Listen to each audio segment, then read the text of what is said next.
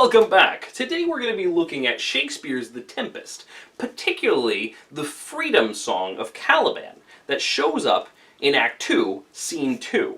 Now Caliban is a monster in this play, and he is the slave of Prospero. Prospero is a powerful magician who has been trapped on an island for a while, and while there he enslaved the previous inhabitant of the island, Caliban. Now, there's a backstory there, which is somewhat complicated.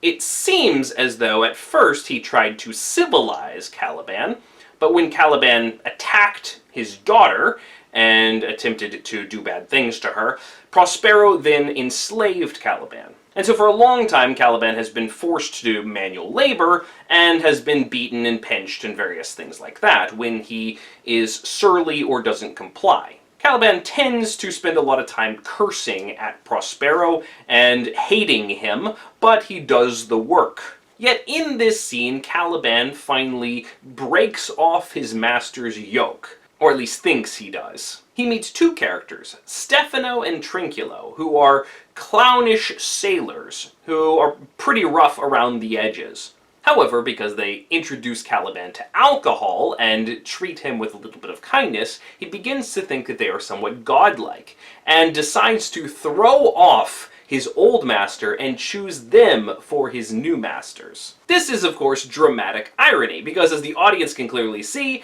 Stefano is going to be an absolutely terrible master. All he has going for him is a pretty decent quantity of alcohol. He definitely is not clear-headed or a good judge, and he will not be able to lead Caliban to any kind of prosperous or happy life. It's also ironic and very unfortunate, in fact pathetic, that Caliban throws off an old master in order to immediately place himself under a new master. He has a learned subservience, which is rather heartbreaking. And this makes his freedom song that he sings as he chooses his new master all that much more sad in a way. Of course, he's also very tipsy at this point because he's just drunk a whole lot out of Stefano's bottle. And now he's promising to give Stefano control of the island and show him where all the good things are.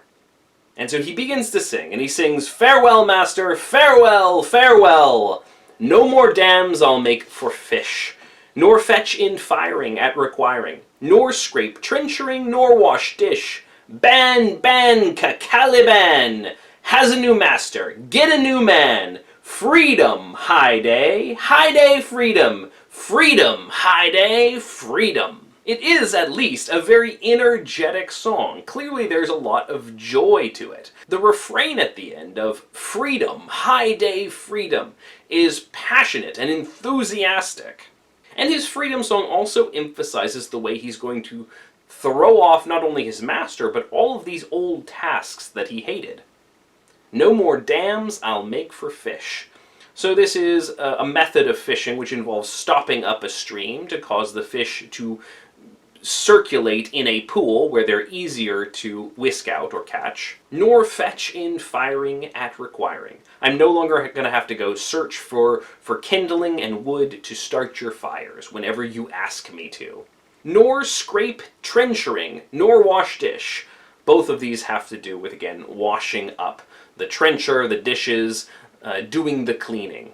I'm not going to fetch your food anymore. I'm not going to fetch your fuel anymore. I'm not going to clean up after you anymore. Ban, ban, Caliban has a new master. Get a new man. It's a very much of an in-your-face kind of song. He's singing out his name and he says, I've got a new master now. You go get yourself a new servant. I'm not your servant anymore. Like I said, it's very high energy, and it's also a bit drunken. And it goes well with some of the drunken songs that Stefano and Trinculo are singing. But that last refrain, again, freedom, high day, freedom. Freedom, high day, freedom. High day is a term for a holiday, or a day of celebration. This is the day of my freedom. This is my Independence Day. Caliban is embracing his independence in this moment. But, again, as I mentioned before, very tragically, for Caliban, independence doesn't mean his own autonomy. It means shifting his servitude from one master to another master. And in this case, a much stupider master who is not going to bring him joy. it's worth comparing this freedom song to the freedom song of the other servant of Prospero's, Ariel. Ariel's is much more elegant and lovely because Ariel is a fairy spirit, whereas Caliban's is rougher, which goes better with his monster character. However, both of them think about what freedom will be like. Ariel thinks about all the things that he will be able to do, all of the ways that he will be able to flit through nature. Whereas Caliban thinks about all the things he will no longer have to do, the things that he will be able to throw off. And in his way, Caliban, who is more a slave than Ariel. Ariel is something like an indentured servant, whereas Caliban is literally a slave.